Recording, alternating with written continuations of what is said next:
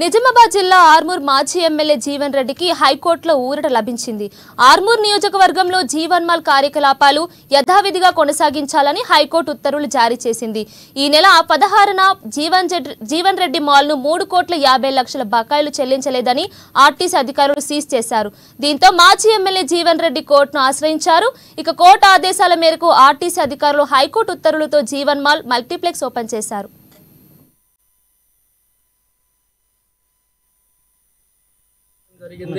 మరలా ఈ రోజు రీఓపెన్ కూడా చేయడం జరిగింది. రీఓపెన్ కూడా హైకోర్టు ఏమని ఉత్తర్వులు ఇచ్చారు, వారం రోజుల లోపల ఉన్నటువంటి బకాయిలన్నీ చెల్లించాలి, లేని ఎడల మరలా ఆర్టీసీ వారు స్వాధీనపరచుకోవడానికి మధ్యంతర ఉత్తర్వులు ఇచ్చారు.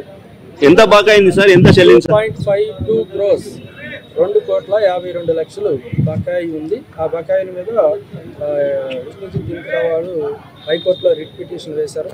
దాని మీద మధ్యంతర ఉత్తర్వులు ఇవ్వడం జరిగింది. ఆ ఉత్తర్వుల్లో భాగంగా ఈరోజు సీజ్ చేయడం జరిగింది. మరలా ఈ రోజు రీఓపెన్ కూడా చేయడం జరిగింది. రీఓపెన్ కూడా హైకోర్టు వారు ఏమని ఉత్తర్వులు ఇచ్చారు, వారం రోజుల లోపల ఉన్నటువంటి బకాయిలన్నీ చెల్లించాలి, లేని ఎడల మరలా ఆర్టీసీ వారు స్వాధీనపరచుకోవడానికి మధ్యంతర ఉత్తర్వులు ఇచ్చారు. ఎంత బకాయింది సార్? ఎంత చెల్లించాలి? 2.52 crores 2,52,00,000 బకాయి